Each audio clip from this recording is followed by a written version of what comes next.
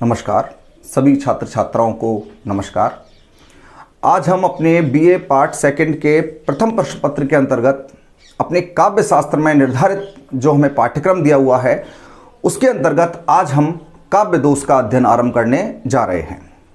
हमने काव्य रीति काव्य गुणों का अध्ययन किया है और काव्य गुण और काव्य रीति का अध्ययन करते समय हम देख रहे हैं कि जहाँ काव्य में हमें सुंदरता दिखाई देती है, प्रभाता दिखाई देती है, लयात्मकता दिखाई देती है, वहीं कुछ ऐसे कारक भी हैं जो काव्य में अवरोध या बाधा भी उत्पन्न करते हुए दिखाई देते हैं। तो जब रसानुभूति में या काव्य के आनंद में जब हमें बाधा उत्पन्न होती है, जिन कारकों के द्वारा, जिन शब्दों के द्वारा बाधा उत्पन्न होती है, तो वहां वे काव्य दोष बन जाते हैं। अर्थात जब रसानुभूति में बाधा उत्पन्न करने वाले कारकों को काव्य दोष कहा जाता है। गुण है काव्य में तो दोष होना भी स्वाभाविक है। जिस प्रकार हम भोजन करते हैं और भोजन करने में जब कोई कंकड़ आ जाता है तो भोजन के स्वाद को बिल्कुल बिगाड़ देता है, इसी प्रकार जो काव्य दोष होते हैं ये काव्य की सुंदरता में बाधा उत्पन्न करते हैं, सुंदरता का अपकर्ष करते हैं। इन्हें किन्हीं परिस्थितियों के आधार पर, किन्हीं शब्द के आधार पर या अर्थ के आधार पर इनका दोष परिहार भी हो सकता है। तो देखते हैं काव्य दोष क्या होते हैं, किस प्रकार होते हैं और कैसे कैसे इनके, कितने प्रकार के इनके भेद या इनके प्रकार हो सकते हैं। तो आज आरंभ करते हैं काव्य दोष को। रसानुभूति में बाधा उत्पन्न करने वाले कारकों को काव्य दोष कहा जाता है।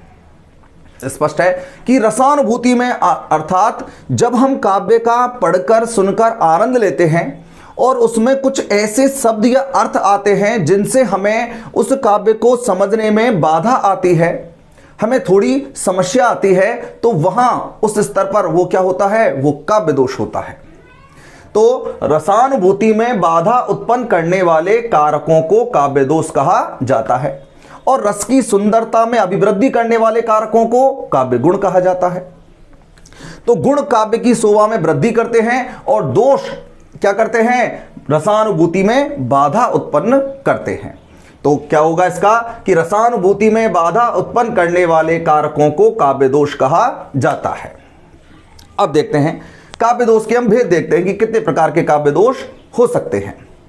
देखिए, काव्य दोष में बाधा उत्पन्न होती है और गुण काव्य की शोभा में वृद्धि करते हैं।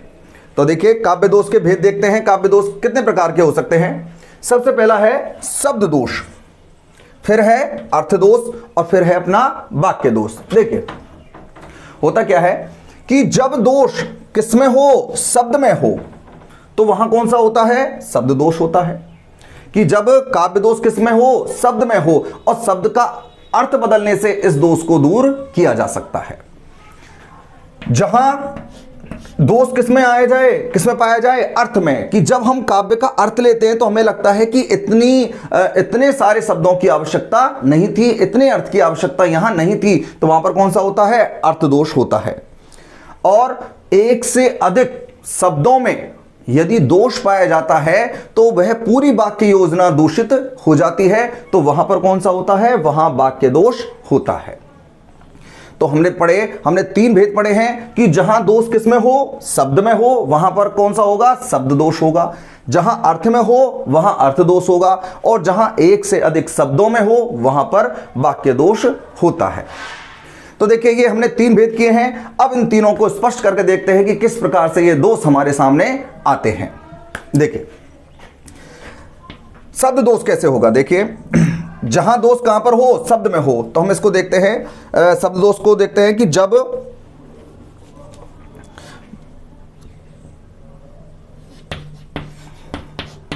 दोष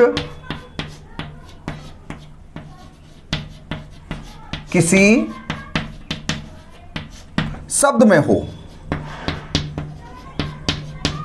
देखिए जब दोष किसी शब्द में हो और शब्द को थोड़ा बदल देने से वहां क्या हो जाता है, उस दोष का परिहार हो जाता है, दोष दूर हो जाता है। तो जब दोष किसी शब्द में हो तो वहां पर कौन सा दोष होता है, शब्द दोष होता है। देखिए कैसे, जैसे हम लेते हैं खिले फूल सब गिरा दिया। खिले फूल सब गिरा दिया, यहां हम देखें तो खिले फूल सब गिरा दिया कहां आ रहा है? यहां पर दोष हमें कहां दिखाई दे रहा है कि खिले हुए फूल, फूल बहुत सारे हैं, गिरा दिए, क्या आना चाहिए था? दिए आना चाहिए था। तो यहां पर दिया की जगह क्या आना चाहिए था? दिए। तो यहां पर क्या हुआ कि एक शब्द को बदल देने से यह दोष दूर हो सकता है। तो यहां पर कौन सा दोष हुआ? यहां शब्द दोष हमें दिखाई दे रहा है कि खिले फूल सब गिरा दिए होना चाहिए था, लेकिन जबकि क्या है? दिया है। तो इसलिए जहां दोष शब्द में हो और शब्द को बदल देने से उसका दोष परिहार हो जाता है, वहां पर कौन सा होता है? शब्द दोष होता है।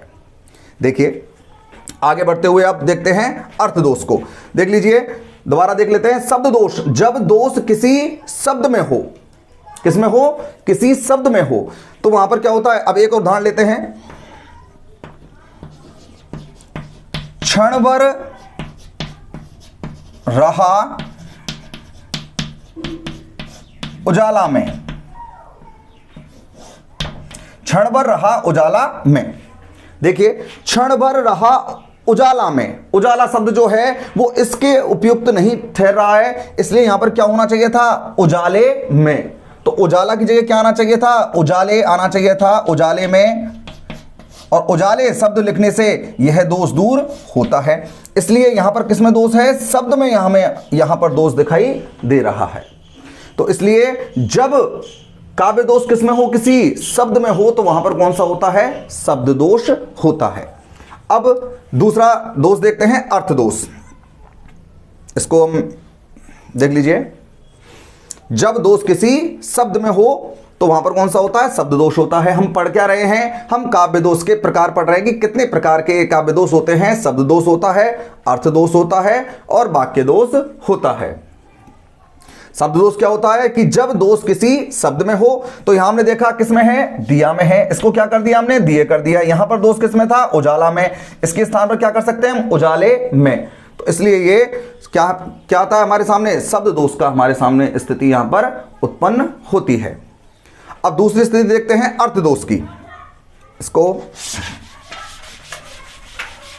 हटाते हैं और अब देखते हैं अर्थ दोष क्या होता है कि जब दोष किसमें हो? अर्थ में। जब दोष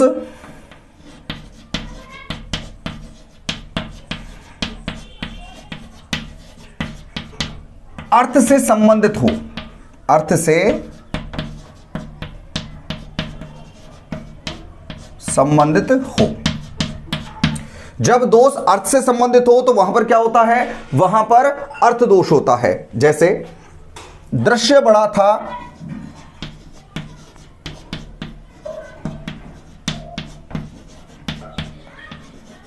चारू, दृश्य बड़ा था, चारू, मंजू,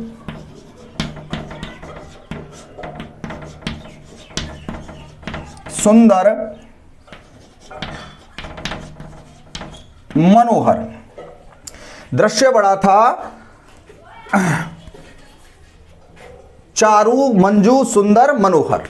अब देखिए यहां अर्थ क्या आ रहा है कि दृश्य बड़ा ही कैसा था? चारू, मंजू, सुंदर, मनोहर। ये जो इतने सारे शब्द यहां प्रयुक्त हुए हैं, इन सभी का अर्थ क्या है? समान है। चारू का अर्थ भी सुंदर होता है, मंजू का अर्थ भी सुंदर होता है, सुंदर का अर्थ सुंदर होता ही है, और मनोहर का भी अर्थ क्या होता है? सुंदर होता है। तो इतने सारे अर्थों के एक साथ आने से इसमें क्या उत्पन्न हुआ है? काव्य दोष की स्थिति दिखाई देती है कि इन सभी का अर्थ क्या आ रहा है? सुंदरता की स्थिति में आ रहा है। इसलिए यहां पर क्या है? यहां पर अर्थ दोष हमें दिखाई दे रहा है। तो अर्थ दोष और शब्द दोष में अंतर यह था कि शब्द में क्या था? किसी एक शब्द में होता है और उसको बदल देने से वह दोष दूर हो जाता है। लेकिन यहां इनके स्थान पर हम कुछ भी शब्द रख दें, कुछ भी रख दें, लेकिन अर्थ क्या होगा? वो समान ही होगा। इसलिए इनके स्थान पर कोई शब्द रखने से भी यह दोष दूर नहीं हो सकता। इसलिए यहां पर क्या होगा कि चारू का अर्थ सुंदर, मंजू का अर्थ सुंदर, सुंदर का अर्थ सुंदर होता है, मनोहर का अर्थ भी क्या होता है? सुंदर होता है। तो जहां कि भाई क्या हो रहा है कि एक से अधिक शब्द जो प्रयुक्त हो रहे हैं, लेकिन सभी का अर्थ क्या हो रहा है? सभी का अर्थ क्या हो रहा है, समान हो रहा है, सभी समान अर्थ में है, इसलिए यहां पर क्या हो जाएगा, अर्थ दोष हमें यहां दिखाई देता है। जब दोष अर्थ से संबंधित हो, इनका अर्थ जब ग्रहण करते हैं तो क्या लगता है हमें कि यहां पर क्या है, ये अर्थ दोष हमें दिखाई देता है। अब हमारे सामने आता है वाक्य दोष, कि वाक्य दोष कैसे होता है। देखिए इसको देख लीजिए, इसके बाद फिर हम वाक्य दोष को करते हैं।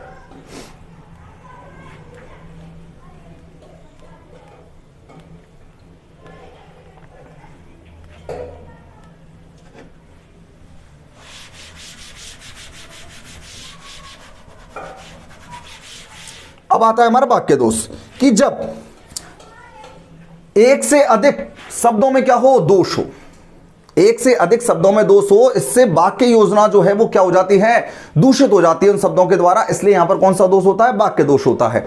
देखिए कैसे, वाक्य दोष में क्या होता है कि जब एक से अधिक शब्दों में या वाक्य की रचना में हो, जब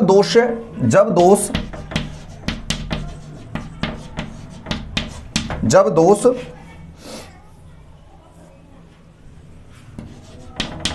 वाक्य के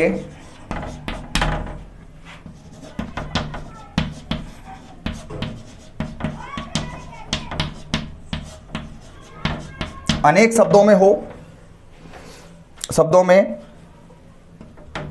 या वाक्य रचना में हो, वाक्य रचना में हो। जब दोष वाक्य के अनेक शब्दों में, एक से अधिक शब्दों में या वाक्य रचना में हो, वहां पर कौन सा होता है, वहां वाक्य दोष होता है। कैसे, देखिए इसको स्पष्ट करते हैं।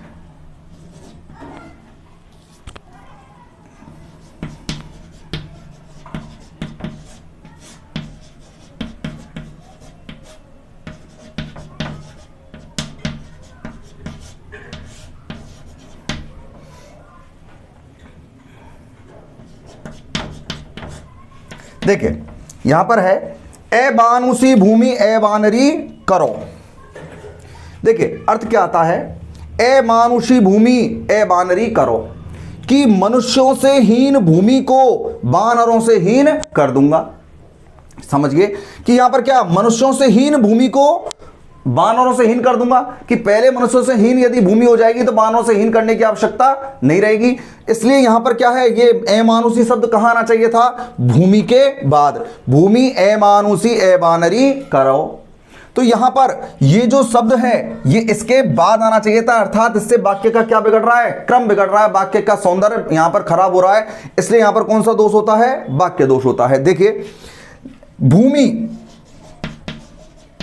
के बाद यदि हम इसका प्रयोग करें, ए मानुषी ए बानरी करो, तब जाकर इसका अर्थ सही ठहरता है, शब्द योजना सही आती है, कि भूमि को मनुष्यों से हीन और बानरों से हीन करूं या कर दूंगा। तो यहां लेकिन अर्थ क्या आ रहा है हमारे सामने, ए मानुषी भूमि ए बानरी करो, अर्थात मनुष्यों से हीन भूमि को बानरों से हीन कर दूंगा। तो जहां एक से अधिक शब्दों में क्या आता है, वाक्य दोष उत्पन्न होता है, तो वहां पर कौन सा होता है, वहां वाक्य दोष हमारे सामने उपस्थित होता है। अब हमने 3 दोष पढ़े हैं, शब्द दोष, अर्थ दोष और वाक्य दोष। अब इसके आधार पर हमें हमारे जो पाठ्यक्रम में दिए हुए हमारे जो काव्य दोष हैं उनके बारे में हम अध्ययन करना अब आरंभ करेंगे, और इन अध्ययनों में हमारे जो विभिन्न काव्य दोष आएंगे उनका हम उदाहरण सहित उनका हम विश्लेषण करना आरंभ करेंगे। तो यहां पर कौन सा हो गया, वाक्य दोष हो गया, जब दोष वाक्य के अनेक शब्दों में या वाक्य रचना में हो, ए मानुषी भूमि ए बानरी करो, अर्थात भूमि को, अब यह शब्द कहना चाहिए था भूमि के बाद, तब जाकर यह शब्द योजना या वाक्य योजना बिल्कुल सही ठहरती है। तो इसलिए जब हम कह सकते हैं कि जब दोष कहां पर हो, वाक्य योजना में हो, पर वहां पर क्या होता है, वाक्य दोष होता है। तो अब हमारे जो पाठ्यक्रम में दिए हुए जो काव्य दोष हैं उनका अध्ययन हम अपनी अगली क्लास में आरंभ करेंगे। धन्यवाद।